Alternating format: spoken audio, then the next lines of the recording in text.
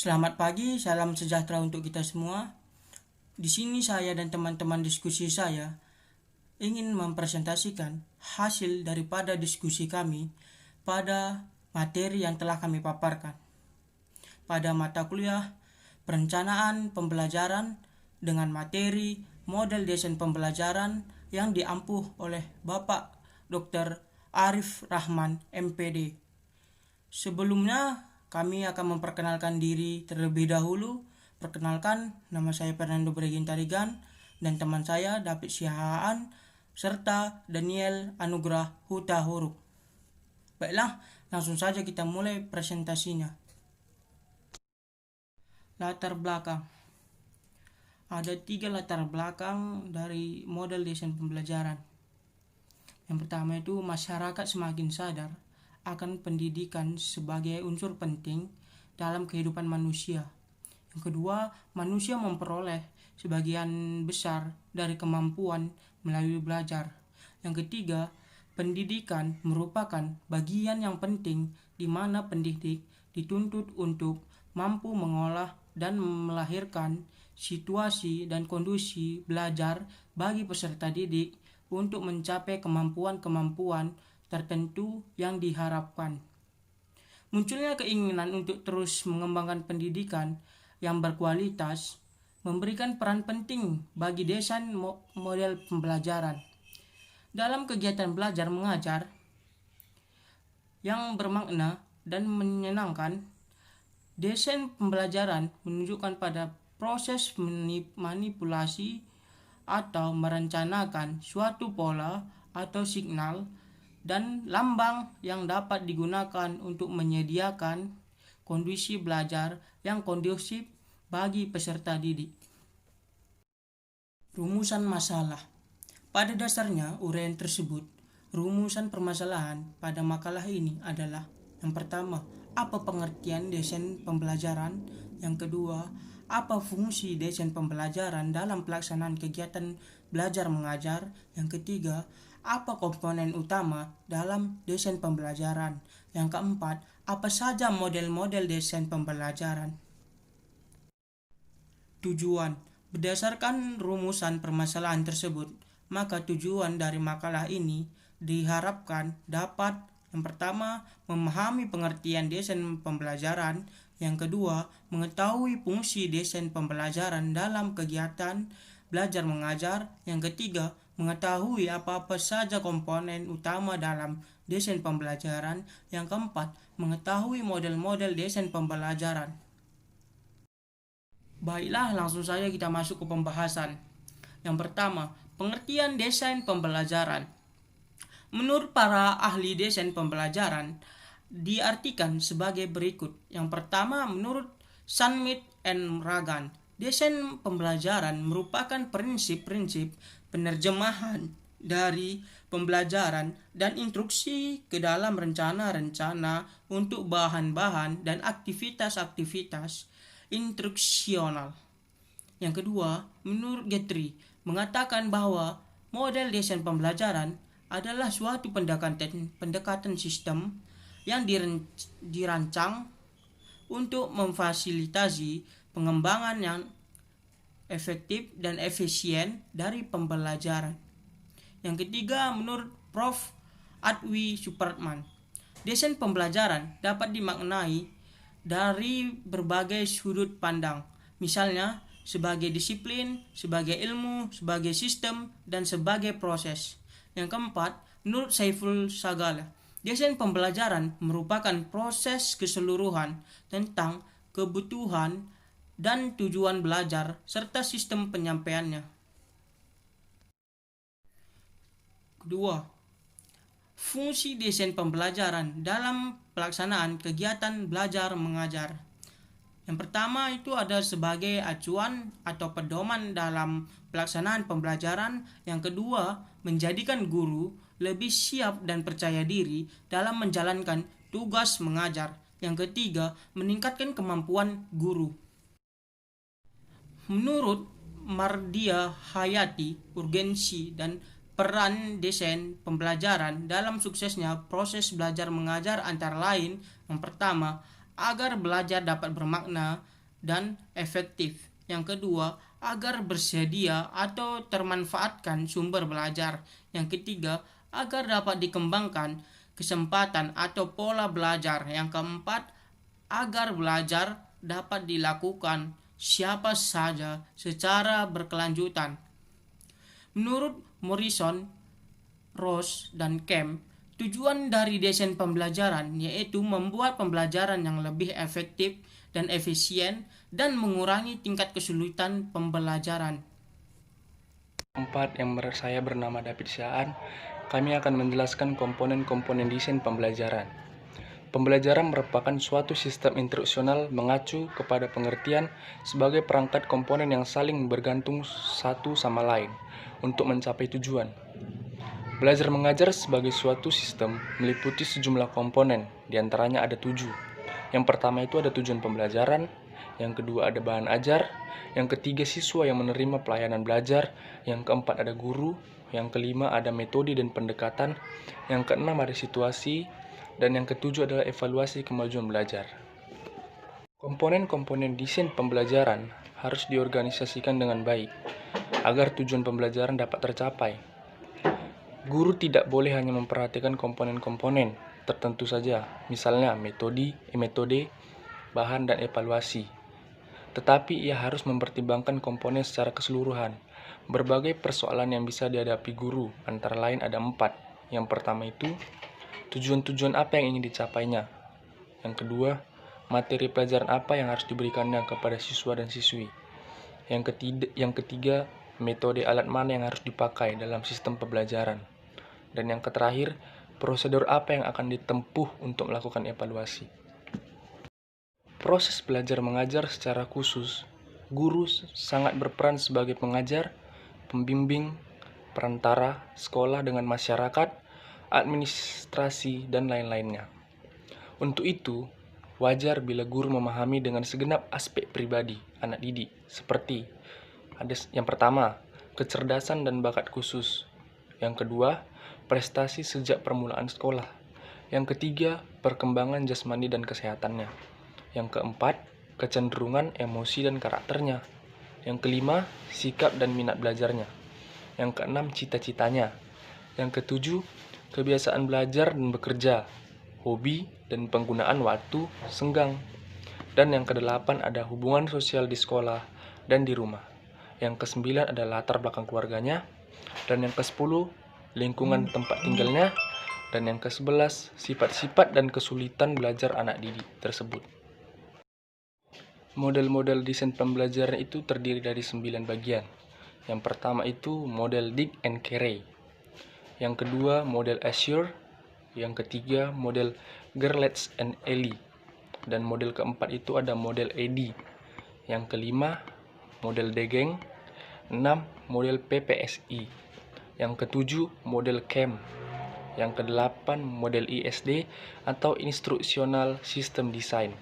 Dan yang ke-9 ada model pengembangan instruksi atau MPI. Yang pertama, model Dig and Carey dikembangkan oleh Walter Dig and Lou Carey pada tahun 1985.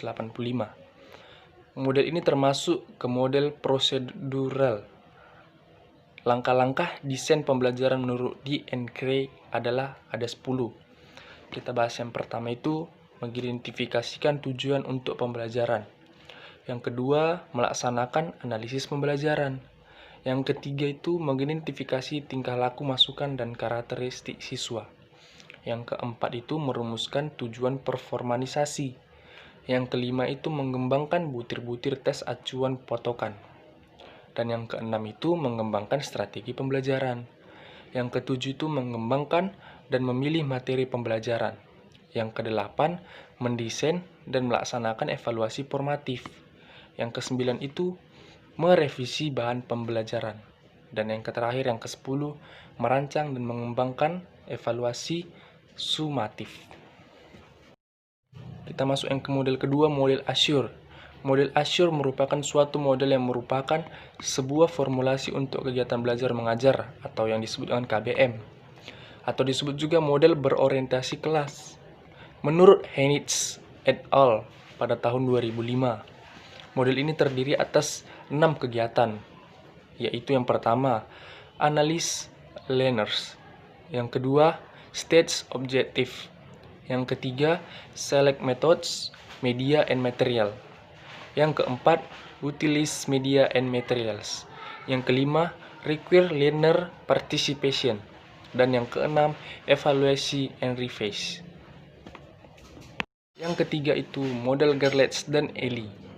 Model pembelajaran Gerlach dan Ely merupakan suatu metode perencanaan pengajaran yang sistematis. Model ini menjadi satu garis pedoman atau suatu peta pembelajaran karena dalam model ini diperhatikan keseluruhan proses belajar mengajar yang baik.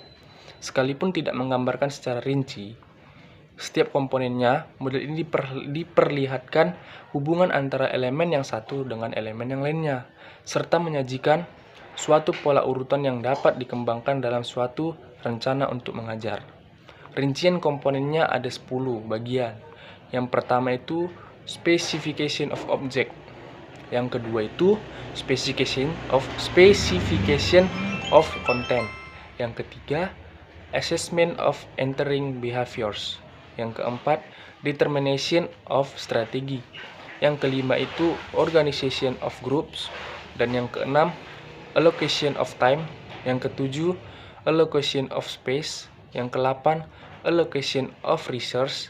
Yang ke-9, Evaluasi of Performance. Dan yang ke-10, Analysis of Feedback. Baik, saya Daniel Anugrah Hutoruk akan melanjutkan pembahasan ini. Yang pertama, dimulai dari model ADDIE. Sesuai dengan namanya, ADDIE ini merupakan singkatan dari 5 tahap pembelajaran, yaitu analisis. Menganalisis kebutuhan untuk menentukan masalah dan solusi yang tepat. Kemudian yang kedua, desain. Menentukan kompetensi khusus, metode, bahan ajar. Yang ketiga, development. Memproduksi program dan bahan ajar yang akan dibawa. Yang keempat, implementasi. Melaksanakan program pembelajaran. Yang kelima, evaluasi. Melakukan evaluasi dalam program pembelajaran. Model Degeng. Pada tahun 1997, Degeng memperkenalkan 8 langkah desain pembelajaran yang berkonteks elaborasi, yaitu yang pertama, analisis tujuan dan karakteristik. Yang kedua, analisis sumber belajar. Yang ketiga, analisis karakteristik pelajar. Yang keempat, menetapkan tujuan belajar dan isi pembelajaran. Yang kelima, menetapkan strategi pengorganisasian isi pembelajaran. Yang keenam, menetapkan strategi penyampaian isi pembelajaran. Yang ketujuh, menetapkan strategi pengelolaan pembelajaran. Dan yang terakhir, ke-8, pengembangan prosedur pengukuran hasil pembelajaran. Model PPSI. Prosedur pengembangan sistem instruksional atau PPSI menggunakan pendekatan sistem dan memiliki 5 langkah pokok. Yang pertama, perumusan tujuan. Kemudian yang kedua, pengembangan alat evaluasi. Yang ketiga, kegiatan belajar. Yang keempat, pengembangan program kegiatan. Dan yang terakhir, kelima, pelaksanaan. Model CAMP. Menurut model CAMP, pengembangan desain instruksional itu terdiri dari 8 langkah. Yang pertama, menentukan tujuan instruksional umum atau TIU atau standar kompetensi. Yang kedua, menganalisis karakteristik peserta didik. Yang ketiga, menentukan TIK atau kompetensi dasar. Yang keempat, menentukan materi pembelajaran. Yang kelima, menetapkan penjajakan awal atau prates. Yang keenam, menentukan strategi belajar mengajar. Yang ketujuh, mengkoordinasi sarana penunjang yang meliputi tenaga fasilitas, alat, dan waktu. Yang kedelapan, mengadakan evaluasi kembali. Model ISD atau Instructional System Design. Rancangan sistem pembelajaran merupakan prosedur terorganisir yang mencangkup langkah-langkah menganalisis, merancang, mengembangkan, melaksanakan, dan menilai pembelajaran. Langkah-langkah ini dalam setiap proses memiliki dasar yang terpisah dalam teori maupun praktek, seperti halnya pada proses ISD. Dalam pengutaraan yang lebih sederhana adalah sebagai berikut. Yang pertama, menganalisis, yaitu mengidentifikasi apa yang dipelajari. Yang kedua, merancang, adalah menspesifikasi proses dan produk. Kemudian yang ketiga, mengembangkan adalah memandu dan menganalisis materi pembelajaran. Yang keempat, menggunakan materi dan strategi dalam konteks. Yang kelima, menentukan kesesuaian pembelajaran. MPI atau model pengembangan instruksional. Dalam model ini dikemukakan ada 8 langkah, yaitu yang pertama, mengidentifikasi kebutuhan instruksional dan menulis tujuan instruksional. Yang kedua, melakukan analisis instruksional. Yang ketiga, mengidentifikasi perilaku dan karakteristik awal siswa. Yang keempat, menulis tujuan instruksional khusus. Yang kelima, menulis tes acuan patokan. Yang keenam, menyusun strategi instruksional. Yang ketujuh, mengembangkan bahan instruksional. Yang kedelapan, mendesain dan melaksanakan evaluasi formatif yang termasuk dalam kegiatan evaluasi. Jadi, kesimpulan dari pembahasan kita ini adalah desain pembelajaran merupakan rancangan atas proses pembelajaran berdasarkan kebutuhan dan tujuan belajar serta sistem penyampaiannya. Yang kedua, fungsi desain pembelajaran dalam pelaksanaan kegiatan belajar mengajar adalah sebagai acuan atau pedoman dalam pelaksanaan pembelajaran. Yang ketiga, pembelajaran merupakan satu sistem instruksional mengacu kepada pengertian sebagai perangkat komponen yang saling bergantung satu sama lain untuk mencapai tujuan. Yang keempat, model-model desain pembelajaran terdiri dari beberapa model antara lain yang telah kita sampaikan tadi di awal. Terima kasih. Sekianlah hasil diskusi kami dari kelompok 4. Selamat siang dan selamat melakukan aktivitas. Terima kasih.